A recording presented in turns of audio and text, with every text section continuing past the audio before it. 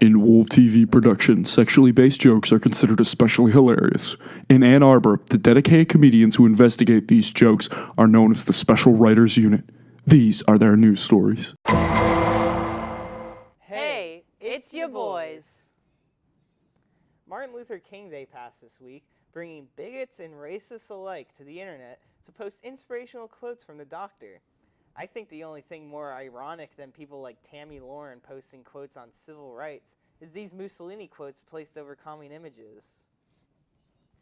In honor of MLK Day, Trump told his staff that he doesn't really understand why Martin Luther King gets a whole day named after him, and that one day there will be a Donald Trump Day. Well, thanks to the amount of bullshit you spew on the Daily Don, every day is Donald Trump Day here at Michigan Time. A new trend has been making the rounds recently. People everywhere have been using the Google Arts and Cultures app to compare their selfies to classic paintings, and sometimes it's spookily accurate. For example, here's mine. And then here's Trump's. Amongst other shocking similarities between the two fascists, like horrible headwear and weak chins, there's also the fact that Mussolini died in 1945 and Trump was born in 1946. Coincidence? I think not. Porn star Stormy Daniels has been all over the news, coming forward about her tragic experiences with the Don, including such cringeworthy occurrences as him saying she's just like his daughter, or asking if she would spank him with a Forbes magazine, featuring his family photo on the cover. So as it turns out, Republicans really do get off on good old family values. Additionally, she said he chased her around in his tighty whities. Other than the shock of that mental image, what is really surprising is that he had the energy to run.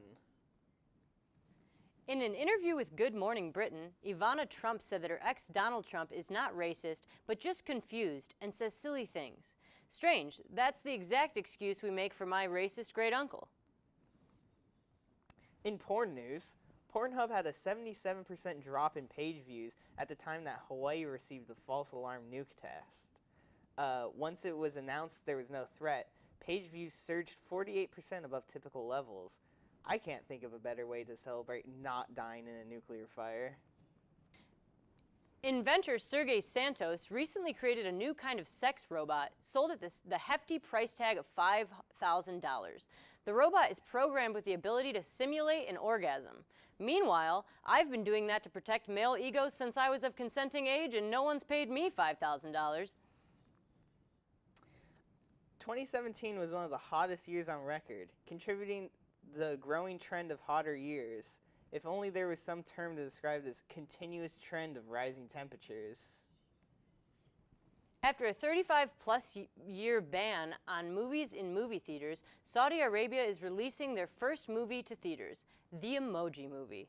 That's right, The Emoji Movie. The current theory is that they're trying to discourage people from ever wanting to act on this lifted ban by providing the movie manifestation of Hollywood's fart. That's all we have for you this week. Be sure to check back in next week for a possibly less explicit episode. Back to you, Alex.